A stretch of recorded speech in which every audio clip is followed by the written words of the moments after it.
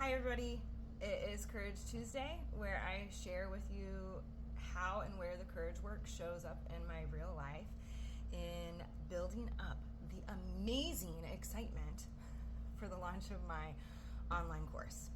The online course Courage is Built Here. It launches July 7th, so very soon. And I'm going to put a link to the landing page of it so that you can read all about it down below in the comments of whatever platform you are on. So pathway 2 of Courage is Built Here is embody again how to take care of ourselves. Especially after working in the corporate space for the last 7 years, teaching the courage work, I have really noticed how little people take good care of themselves. They don't even know how or where to begin and things like that. And so that's why I brought Embody again, because we've abandoned these bodies. We're many of us are no longer in here, and there are consequences to that are not good. And so a lot of times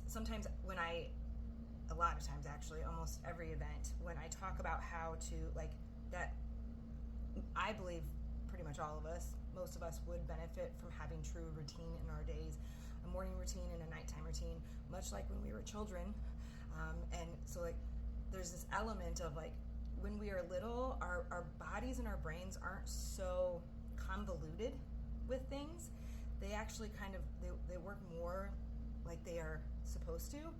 And yet we still make sure our children have morning routines and nighttime routines. And somehow that goes away as we grow older, even though we're really, our systems are more compromised for many reasons. And so I always tell people, first start with a nighttime routine so that you can get better sleep, and then start with a morning routine. A lot of people always say, I really want a morning routine. I love your morning routine. And I always tell them, my morning routine is extensive. Now, that's not where I started, though. That's not where I began. I began really small. Make things accessible and make them easy. And don't tell me you want to start a morning routine and then I ask you when you go to sleep, and you're not going to sleep until after 11 o'clock or midnight.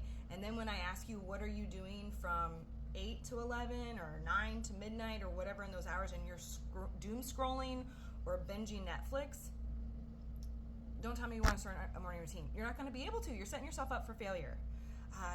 You have to get better sleep. You have to go to bed earlier. You have to wind down your brain and your body.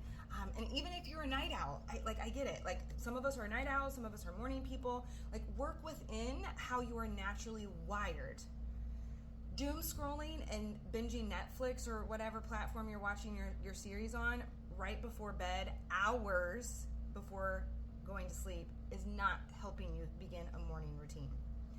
I will also sometimes get pushback though, we live in systems that don't allow us to take care of ourselves. And my pushback is usually correct. They are making money off of us keeping us sick and small and not taking care of ourselves. And so you can either choose to stay stuck within those systems or figure out how to make it work within the system. And this morning was an example, even last night. So I am at a hotel by an airport, and there are no sidewalks near here. I can see kind of like a subdivision over there. I can't figure out how to get to it. I studied the maps, and for safety's sake, I didn't ask anybody. But there's just no sidewalks anyway, so it's not appropriate for me to be walking over there. Plus, it's really, really hot where I am, and many places right now. And so last night after dinner, I walked the parking lots, because I take walks after dinner outside. It's good for me. This morning, I was doing my Bible study on my phone today because I didn't pack my Bible, and I grabbed my coffee, I grabbed a banana from the hotel breakfast, and I walked around my hotel building, found the patch of grass near a crepe myrtle so I could at least see a flower on the side of the hotel, surrounded by concrete. I sat in the grass and I did my morning prayer and scripture time, facing the sun, sweating it out, grounding, praying, being. We are excellent self-sabotagers. You will always be able to find a stumbling block to stop you from taking good care of yourself, especially within the world that we have to live in, especially within how your life is set up.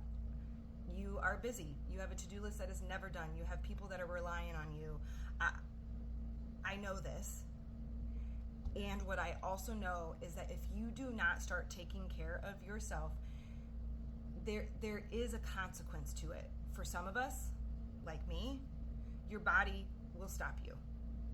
And you will get sicker than you ever had to actually get sick because you weren't doing the actual work to care for and love yourself.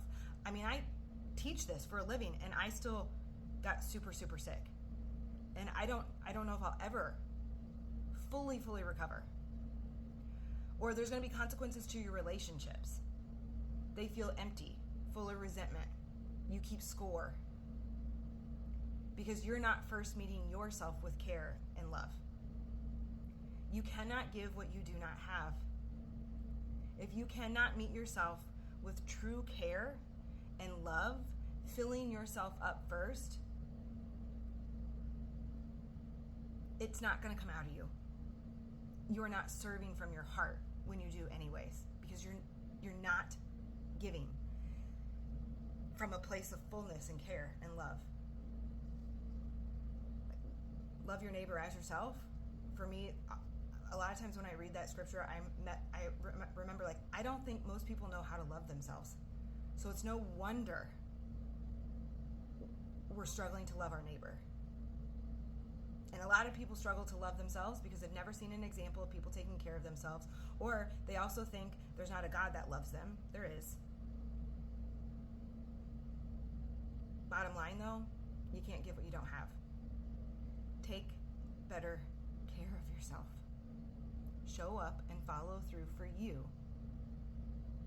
first, so that then you can show up and follow through for everybody else.